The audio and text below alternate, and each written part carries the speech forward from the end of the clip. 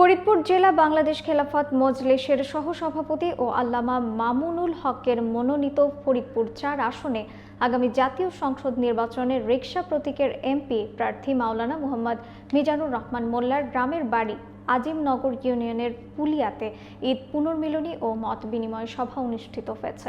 বিস্তারিত থাকছে ওয়াহিদুজ্জামানের প্রতিবেদনে। বাংলাদেশ খেলাফত মজলিস ভাঙ্গা উপজেলা শাখার সভাপতি মাওলানা মোহাম্মদ হাফিজুর রহমানের সভাপতিত্বে অনুষ্ঠানে প্রধান অতিথি হিসেবে উপস্থিত ছিলেন বাংলাদেশ খেলাফত মজলিস কেন্দ্রীয় কমিটির মাওলানা জালাল উদ্দিন। বিশেষ অতিথি হিসেবে উপস্থিত ছিলেন বাংলাদেশ খেলাফত মজলিস ফরিদপুর জেলার শাখার সভাপতি মাওলানা আমজাদ হোসেন, সহসভাপতি মাওলানা মিজানুর রহমান মোল্লা, মাহমুদ হাসান ফায়েক, সাধারণ সম্পাদক মাওলানা মুফতি আবু নাসির আইয়ুবী, মুফতি জাকির হুসাইন, মুফতি জাকারিয়া, মাওলানা মিজানুর রহমান ফরিদি, মাওলানা মাসুদুর রহমান, মাওলানা রাকিব হাসান ওসমান, হাফেজ কারি মাহবুবুর রহমান, মাওলানা আবুল খায়ের সেলিম, মাওলানা তালহা, মাওলানা নুরুল ইসলাম সহ সাংবাদিক বৃন্দ প্রমুখ। নেতাকর্মীদের উপস্থিতিতে পুনর্মিলনী ও মত বিনিময় সভা মিলন মেলায় পরিণত হয়।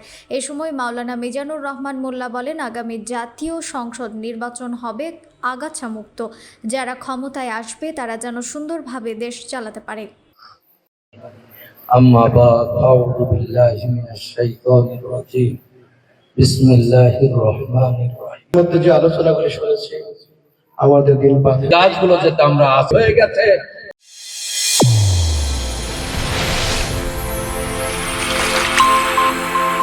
চ্যানেল A1 হৃদয়ের স্পন্দন।